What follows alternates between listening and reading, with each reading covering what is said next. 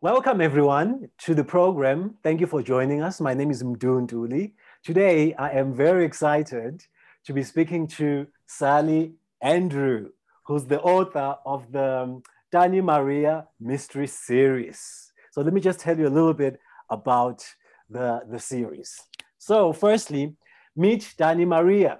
She's 50-something, short and soft, perhaps a bit too soft in the wrong places, with brown curls and untidy Afrikaans. She's also the agony aunt for the local paper, the Klein Karoo Gazette.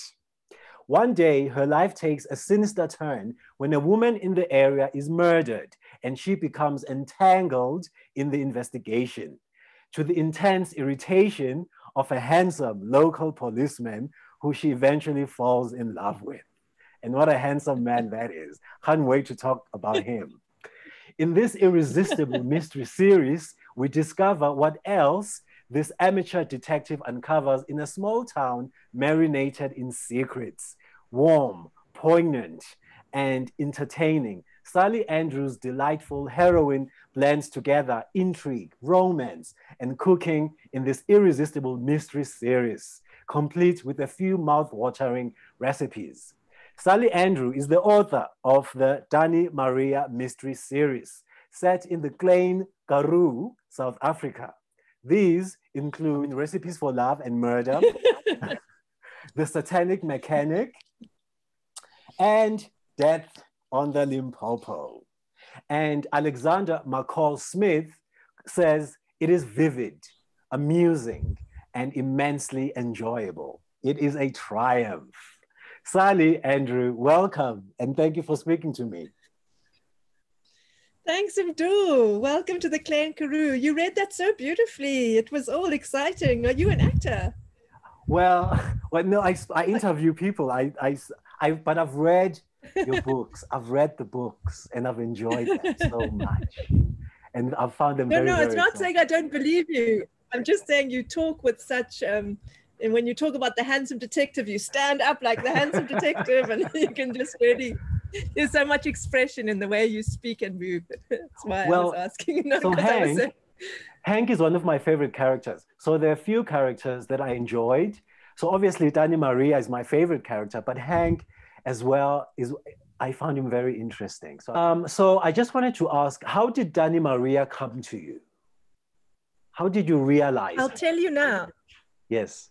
I'll tell you now, but I first just want to show you where I am. Yes, please show us the view. That I share with Dani Maria. I'm on my neighbor's stoop. They've got Wi-Fi. This is the Toesberg behind where I live.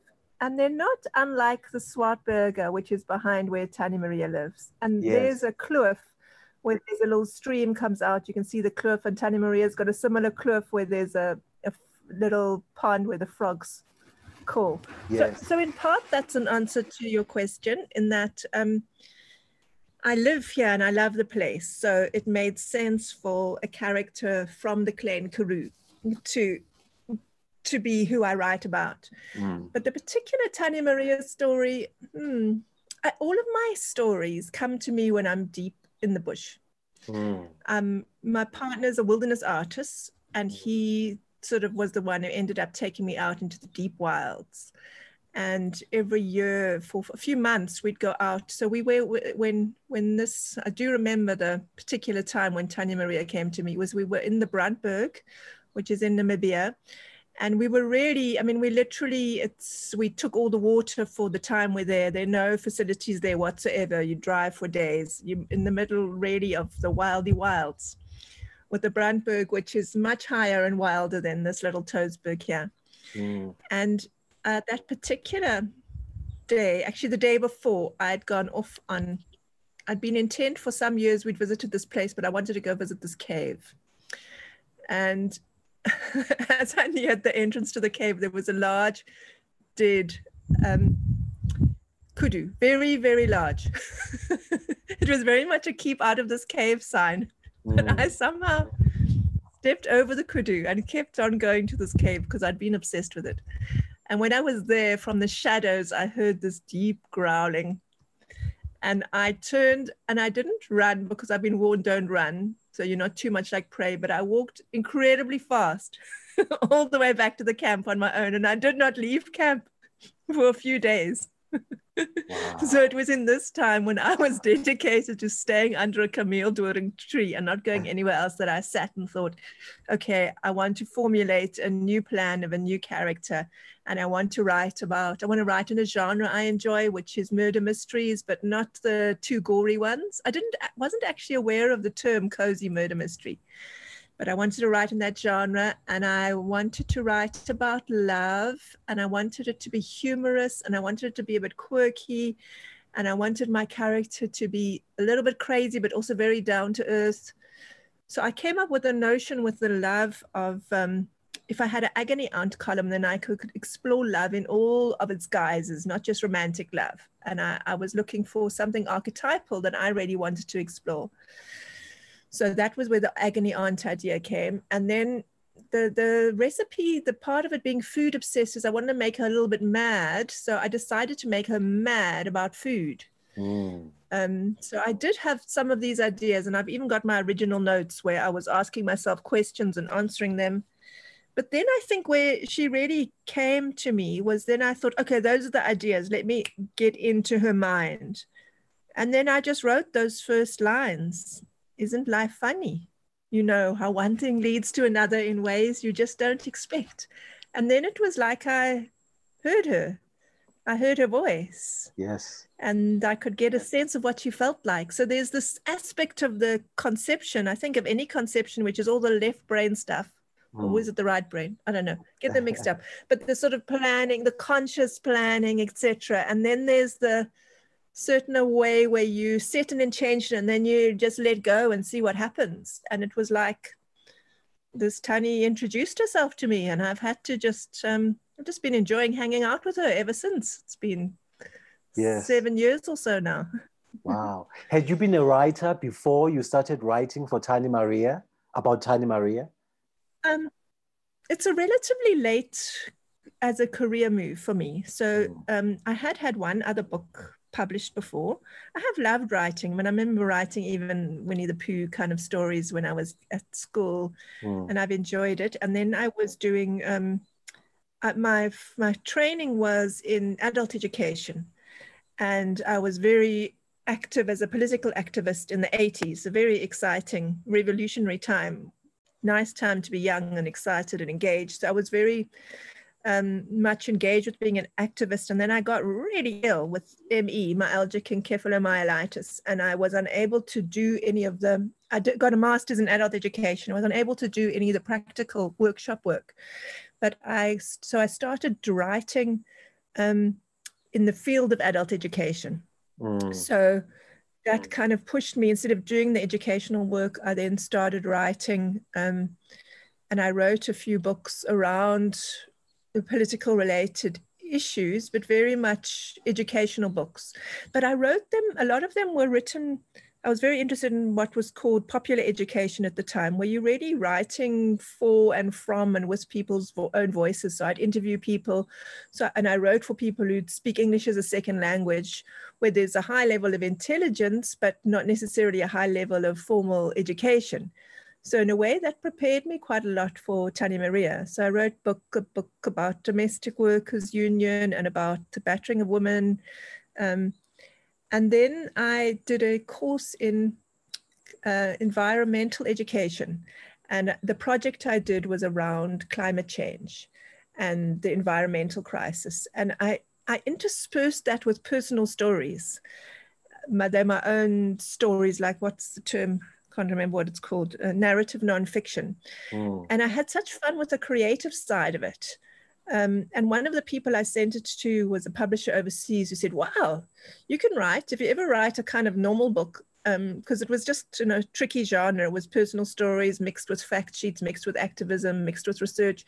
She said, if you ever write anything in normal genre, send it my way. So I said, okay.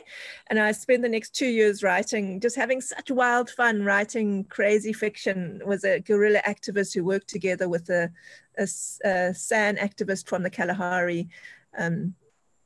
His name was Happy and her name was Harmony, but I just had a lot of fun. And then I sent that and they said, yeah, but it's crime, but there's no murder. It wasn't clearly in a genre, but the fiction bug bit me. Yeah. And I just so enjoyed it that I thought, no, let me give it a go. And I did a course, an online course in New York on mystery writing.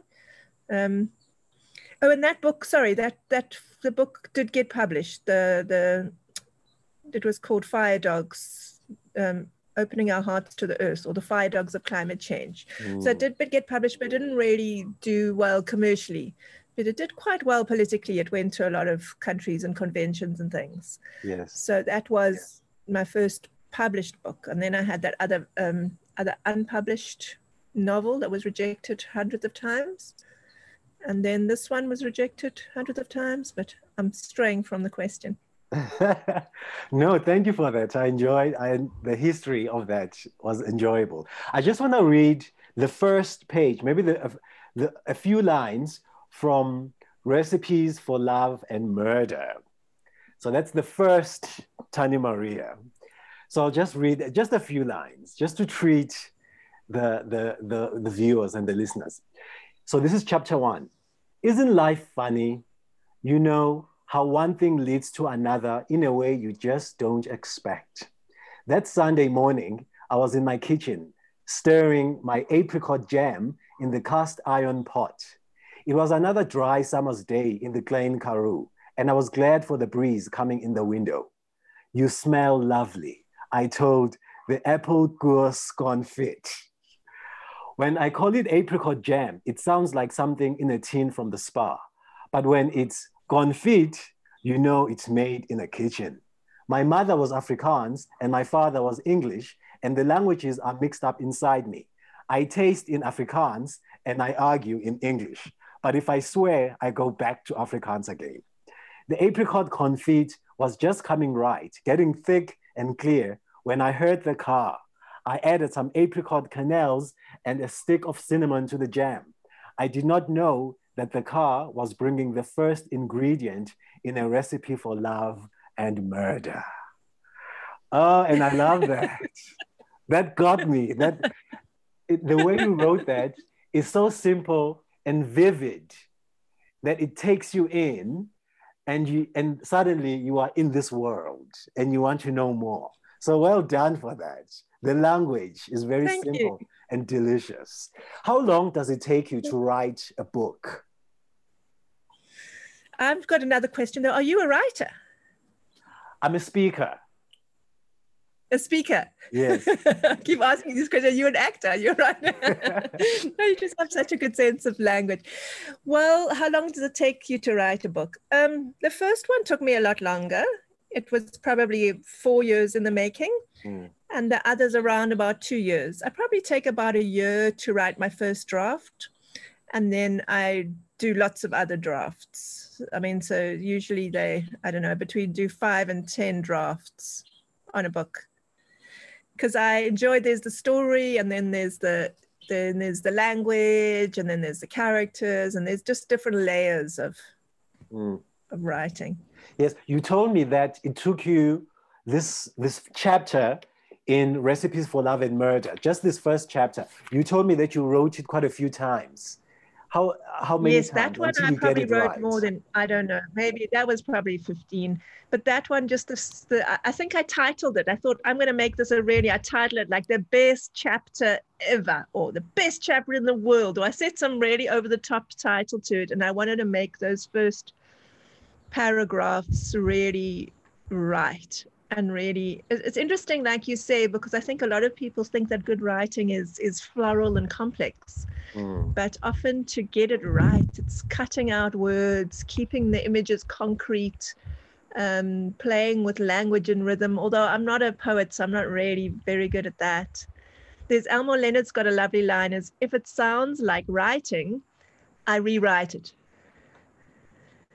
So you almost want to suspend the disbelief that something's being written and that you are actually just experiencing something. Yes. Because I think the wonderful thing about literature is you take people on a real life journey, and you actually can through a book have another experience without having to get on the plane and do that. And so, and I think some of that though is that you've got to keep the writing quite, you've got to feel it in your body. It's got to be a sensual experience in the sense of you engaging sound, sight, smell. But it's also the other sense that you can't name, where you really just enter into a place. So there's that aspect, and then there's all the kind of technical repeating of words and overstating, and how do you write a thing so that it evokes rather than tells you too much. And I think that's often the challenge. Yes. Do you know the much, end? and then there's nothing left for the reader. Do you know the end? When you begin writing the beginning, do you know how it will end? I do. Oh. I'm one of the, I know there's terms I came across when I went to literary festivals. I mean, I didn't have any formal background in literature at all, what I had in adult education.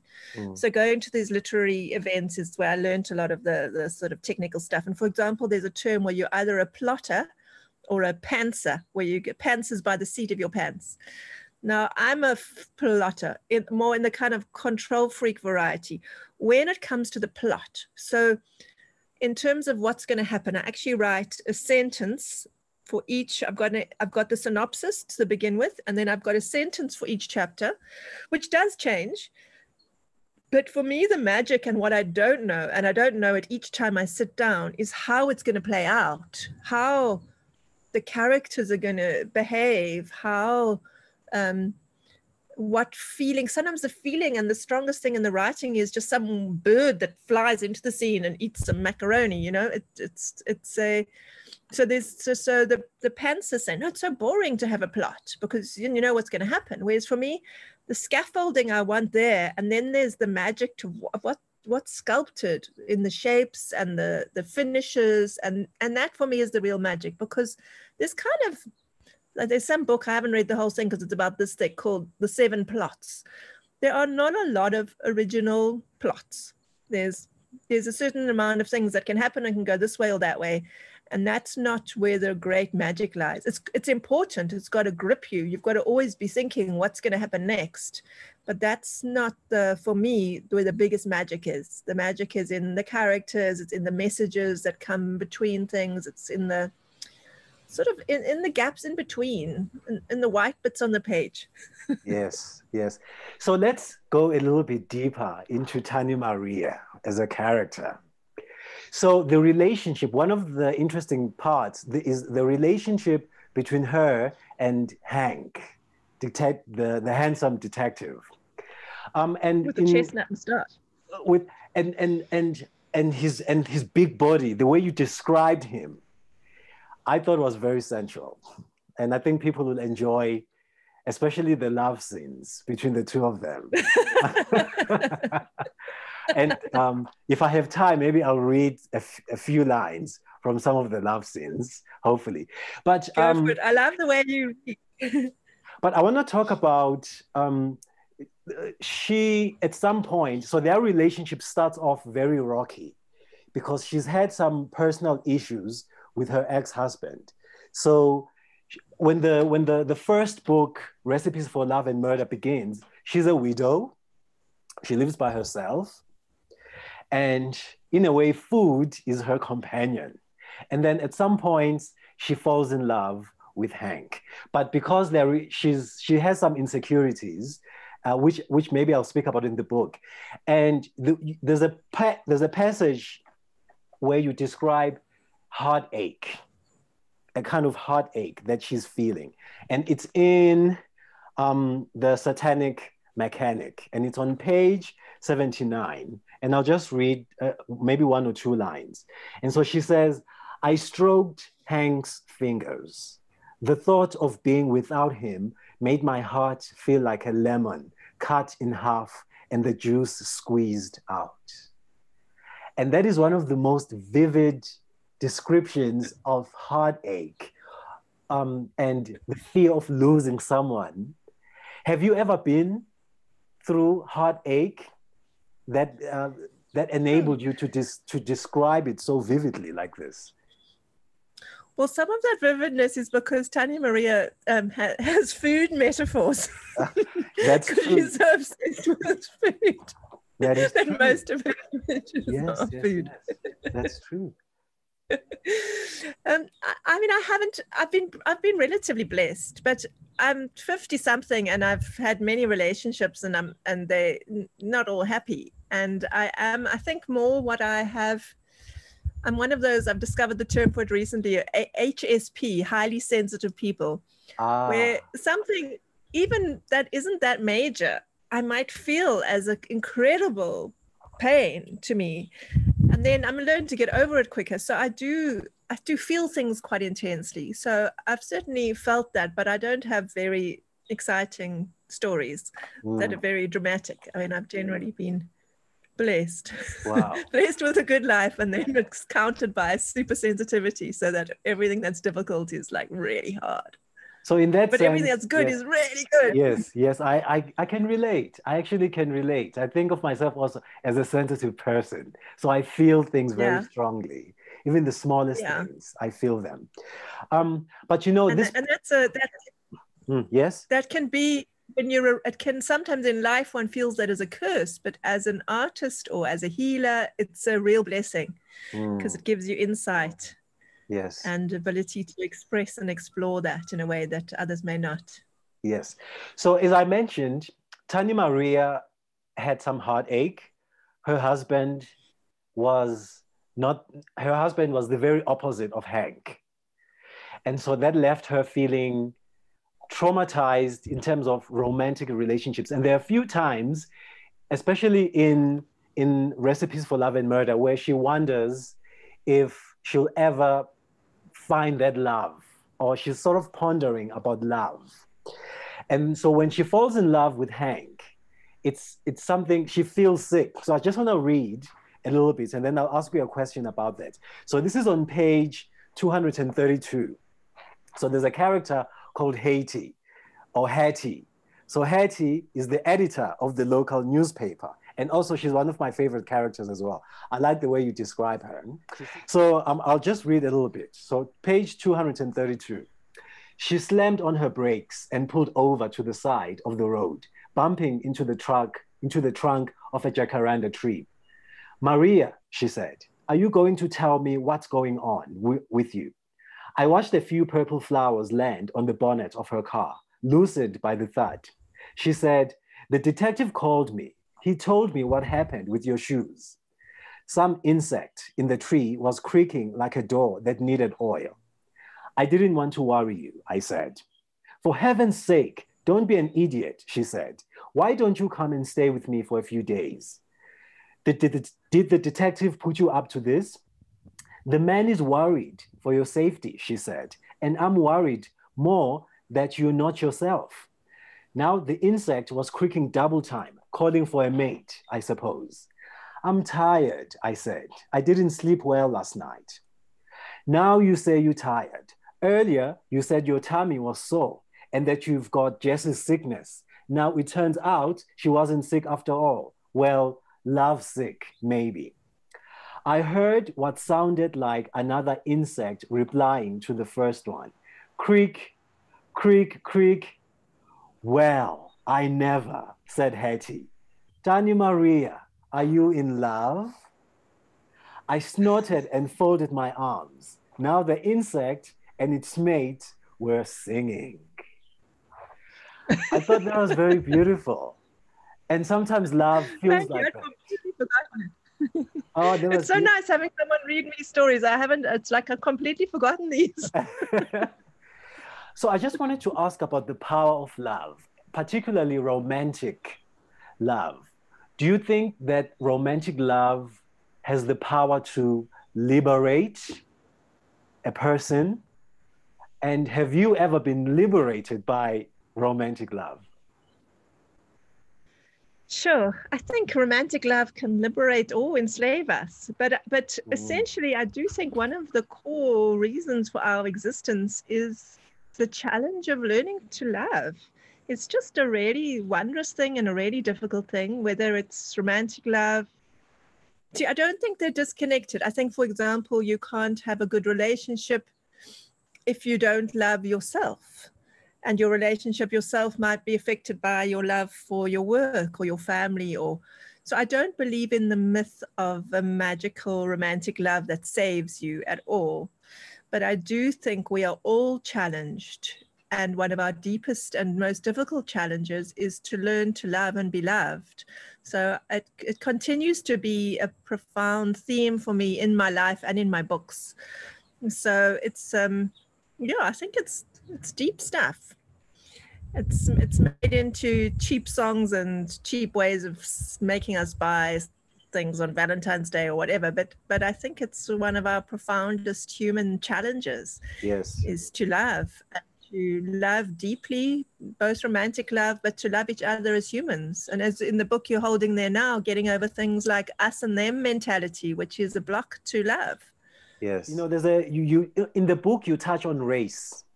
In fact, in all three books, you sort of touch on race, but on Death on the Limpopo, you go a little bit deeper into race because you introduce the character of Zaba, who's a journalist. Zabanguni. Okay. And so, but on page 267, they're having a conversation, and so Zaba is saying that made it harder still. I'd often wake up at night to find my mama gone. Zaba folded her arms, pressing them tight against her body. But no, what I'm talking about is the few times my parents were able to meet in South Africa with me. I was not just illegitimate because my parents weren't married. I was illegal altogether. My very existence was a crime.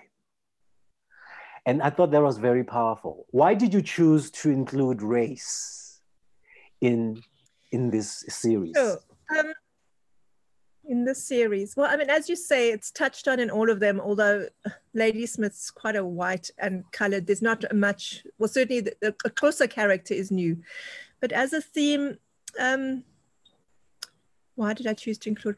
Well, part of my background in my history is as an activist. And in some ways, my politics are more like Zabanguni's than Tannie Maria's, both in terms of my belief system, but also in her manner. She's much more hardcore activist and kind of like, she's not, and Tannie Maria is a lot kinder. So it's kind of also playing with the different approaches to how do we change the world? Do we change it by conflict? Do we change it by compassion? Do we use both? So, I mean, growing up in South Africa, as I think I mentioned earlier, maybe it was before we started in the 80s, I was 18. That's where I grew up. That was my identity, was fighting apartheid, was fighting capitalism. In all of the books, there's some sort of different themes, whether they're environmental or the abuse of women. A lot of my history is around engaging with injustice. And that was addressed in different ways in the books. And I think possibly that book was, I mean, it was also, as Zabanguni does, she faces up to a lot of the corruption issues, and maybe at a certain point, you know, your current reality. I try to make the books a little bit timeless, but I think corruption is a general theme as well, and that was hitting me hard. So I brought her in as a Daily Maverick activist, but also as we hit on in one of the earlier ones, Maria's father was an activist, and it actually came out when I first read, I gave my book to a small town Afrikaans woman, a friend, to read. She was staying in a small town, and she said, you have to account for why Tannie Maria is so open-minded for quite a small town Afrikaans, and why she doesn't go to church. And so I came up with the notion, which I didn't originally have, of her having quite a left-wing father. And in the first book, we come across actually that her father died when she was 18, and he died as an ANC activist. So it's also an exploration that takes me more into that part of her history, her father's side, and the history of his activism. And interestingly, it was also quite a journey for me because my own father was quite involved in helping me research the book, and my own parents were activists more in that time, in Tannie Maria's father's time, because I'm a similar age to her.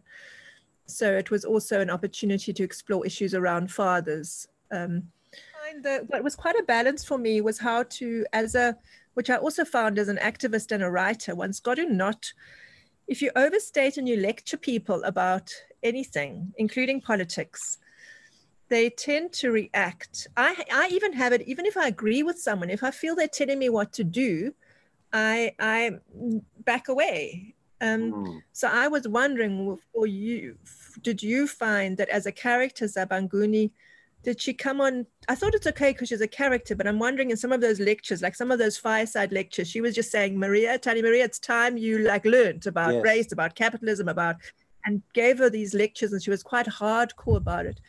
Do you think that was alienating or engaging?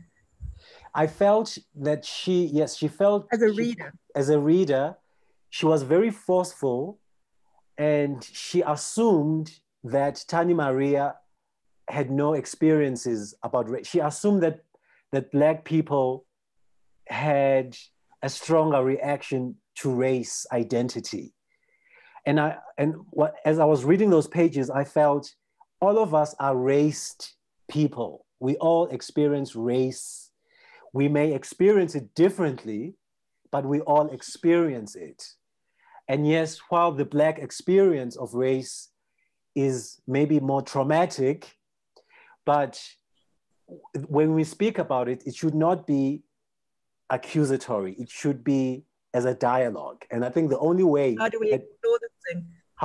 The only way we can really resolve it is if someone is angry about race, and even Dani Maria says this in the book, in the Death on the Limpopo, that Zaba was angry, but she was also angry. And so when we meet and try to understand each other's anger, I think that might be the solution.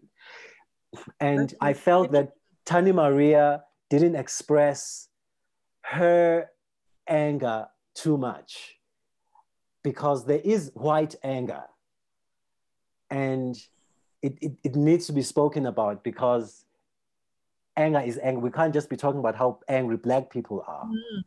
It has to be a dialogue, because we share the same country. Interesting. Just going back to that, I mean, taking that point deeper, is that I was quite active in feminist organizations as well as anti-apartheid organizations. And just that, I remember once thinking, yeah, I mean, as women, one's abused, and I understand that, and I haven't shifted my feminist paradigm, but if one's actually trying to look at the solution, am I not grateful that I'm of the breed or group that experiences rape? Imagine if I was a rapist. And quite early on, there were organizations like NICRO that worked with rapists. And I mean, you really have to get to the bottom of that. It's not about condoning, but it's about how do you, well, firstly, you don't assume every man is a racist or every white person is oppressive, but it's also like, there's the issue of anger, which we understand emotionally, and it needs to be expressed as just part of who we are. But then there's the bigger picture of how do we really get to the bottom of challenging and changing this? Yes. And what is the best political perspective in order to do that? So I thought what you were saying is very interesting in that, and that even in seeing Zaba, that even if you see something is too hard, it still brings up the discussion around how to handle it. And also because I was so much like Zaba. So when you ask, I know it's something we're exploring only later, how similar am I to Tannie Maria? Because one always wonders that with the main character, but I was a lot more like Zaba. I was a lot less forgiving and a lot less willing to engage and a lot less interested in where things come from, and a lot more keen to call people out for what is wrong, as if that is not that mustn't be done, but as if that is the only solution. So it was very interesting for me to play with those different perspectives and to learn from Tannie Maria around how do you speak the truth and be kind. That was another thing which one can belittle as a small sort of little thing or a liberal luxury or whatever. But I think it's a true thing about as humans, how do we, doing things effectively is usually about doing them kindly. Yes. But Zaba was kind, so. She was kind. I think she had a hard shell, but had a softness inside. That's what I thought about it. she felt emotions. So for example, when one of her journalist friends, Gary, was murdered, Dani Maria constantly says, I see the sadness in her eyes. And there's a point where she's looking at it in her eyes, and she says, I feel the sadness in her eyes so much so that I can feel it in my knees. And she started touching her knees. And so sometimes people cover up the pain with a hard shell, and they need to address that pain inside. And I think a lot of South Africans are going through that. There's a lot of pain, and then we cover it up with the bravado that says, well, I'm all right. Yes. You can't hurt me. Yes. So there's nothing you can do to me. But actually inside, the person is in pain and wants to reach out, but they just don't know how. And I thought it was lovely that you made Zaba and Tannie Maria close, because I think they complement each other and they heal each other in a way. They educate each other and they heal each other in a way. So I thought that was a powerful relationship. And so now I want to ask you that question, because I wanted to ask you, are you Tannie Maria? So you've sort of answered it a little bit, but what similarities are there between the two of you? We both live in the Klein Karoo. Yeah. We both believe in justice. Yeah. We're both learning about love and maybe about addictions in some level. That's something I explore in book 4, but in different ways. But I think we're both a little bit crazy. We both try to be kind. We're both open to learning. I think. I mean, we're on there's a certain, although I'm probably a lot more arrogant than her, underneath it, I know I've got a lot to learn. Can I say how we're different? Yes, please. It might bring up some. Yes, it might bring up more similarities. Yes. I'm not Afrikaans. I do have a love for Afrikaans. I did it yesterday by the school, and ik kan mooi Afrikaans verstaan, maar ek is nie Afrikaans nie. And I'm not from a small town. I'm from Cape Town. I'm not as short and as plump as her. I'm tall and kind of skinny for my age, although I'm growing a tummy to catch up with Dani Maria. I enjoy eating food, but if someone else wants to do all the cooking, they're welcome. I'll do it now and again for a ceremony. I think we both understand the ceremonial, spiritual, emotional part of food. And I love to make a feast. I mean, I'm interested in ceremony in the same way that Dani Maria is, but I'm not a good cook. I'm not, like, when it's done, I don't read recipes. When it's time to cook, I don't want to read. I just want to make something. I'll do whatever's quickest. If someone else, as I say, someone else can. So I'm really, it's one of the biggest differences. And in fact, my diet the last few years, it's a little bit better. But when I was really ill, the way I got better was, firstly, I just drank water. So we eat very different diets. I ate just raw fruit and veg, no sugar, no wheat. So her diet is quite antithesis of mine. Yes, especially when she gets on a diet. So in Satanic Mechanic, she has to be on a diet because she and Hank are experiencing, shall we say, some intimacy issues. And so she goes to a doctor and they put her on a diet. And then it's kind of difficult for her a little bit. And she has to take these diet pills. So that's very difficult for her because she loves food so much. In fact, I just want to the diet pills make me a bit crazy. Yes, they make her a bit crazy. I just want to read, in fact, exactly what I've been saying. So on chapter 3, in the Satanic Mechanic, so she and Hank are spending the night together. So this is on page 7. So Kosi was lying on his blanket. So Kosi is the sheep, Hank's sheep, Hank's lamb. So Kosi was lying on his blanket in the chicken hock. And I sat on the edge of my bed, my feet on the floor. Hank knelt in front of me, ran his hand through my untidy brown curls and kissed me softly on the lips. Then he kissed me harder. He looked into my eyes and smiled as he undid the top button of my dress. That smile that turns my heart upside down. Those eyes that are blue and gray like the sea on a rainy day. They made me forget about the dead man and the woman locked up in prison. They even made me forget about my own problems locked inside of me. Wait, I said, and I got up to switch off the bedroom light. There was pale starlight coming in through the sash window. I want to see you, he said, standing up to turn on a bedside lamp. There, that's not so bright.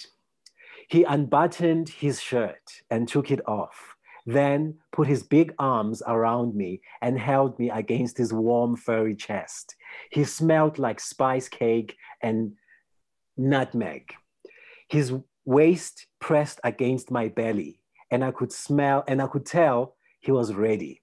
I felt ready too, but not ready to be seen.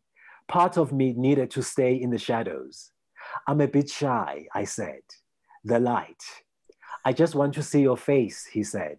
That's okay, I said. It's the rest of me that's shy. He said, leaning down to kiss my ear. How about?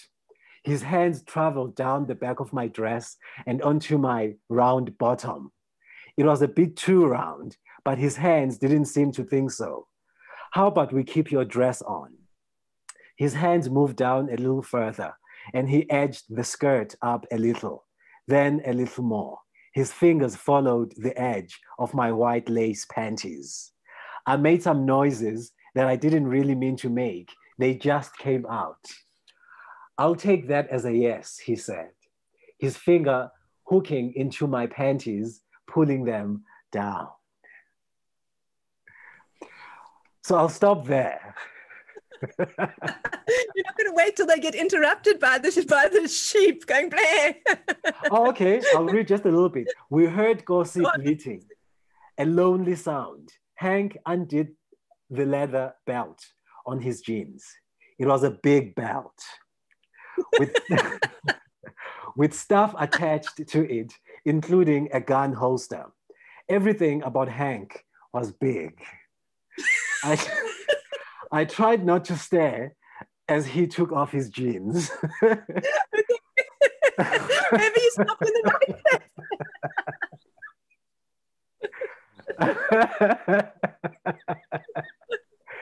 I think I'm blushing. Well, yes. Well, no, so Hank, yes, he's very attractive. The way you describe him, he's a big, attractive man. So yeah, some of those scenes are erotic. However, the scene doesn't end too well because at this point, Tannie Maria is still having, hence I mentioned the diet pills and her going on a diet. So it starts off like this. But I just wanted to read one of the love scenes and how you describe them and how erotic and intimate they are. I thought that was amazing. So when you're writing the love scenes, what are you imagining? What are you feeling when you're writing the love scenes? This is kidding. Too much information. Too much information. I do feel everything I write. I do experience it all. Wow. No, but usually they're interspersed with, before they get too much like Mills and Boone, they're usually interspersed with some kind of, that's why I say, wasn't there a goat bleating? That at some point, usually I'll build up and then there'll be interruption by some humor or by some, I think in that case, she has flashbacks to her first husband who was very abusive, who would beat her and who raped her. And she has to get through that, which is how she ends up getting counseling from the mechanic. Yes, the mechanic. And also I won't tell people, he's known as the satanic mechanic, but again, I won't tell people what that means or why he's called the satanic mechanic. I think what I've just read will make people interested to read more. because there's a lot more. I'd forgotten about the whole erotic aspect of there are not many love scenes. And for those who've got children, they don't go, that's as hot and heavy as it gets. Yes, you're right. There aren't that many love scenes. It's just a few. There's just maybe 2 or 3. It's certainly a theme. I mean, the theme of book 1 is it builds up to, will she be willing to even hold hands with someone? The theme of book 2 is they want to have sex, and there's some psychological obstacles and she gets in the way of that. So it's certainly, it's not avoided as a subject, but it's not a 50 Shades of Grey.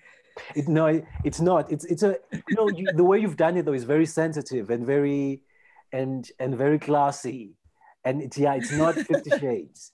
But I just want to end off on a positive note, because she's been struggling with love for a very long time. But then finally, at the end of Death on the Limpopo, when everyone had gone home and Hank and I finished the washing up, we went back out to the stoop with our coffee. The frogs were clicking quietly. Hank and I sat close together because the night was cold. The stars that had been on fire now looked frozen in the sky. He rubbed his nose against mine. "I love you, Hank," I said. My heart broke open a little more. Hank took a quick breath as if he was swallowing my words. I said them again. "I love you." And I thought that was beautiful. I thought it was a beautiful, beautiful way to conclude the 3rd book, for her to be able to say those words, "I love you." Yeah. That was the challenge. The first book was just being open to holding hands. The second book was about having sex, and the third was about being able to say "I love you," which is it's hard for us all to say it and really mean it, and to have a true and open heart enough to say that. Yeah. In all the different ways we say it to our mothers, our partners, our pets. It's easier with pets.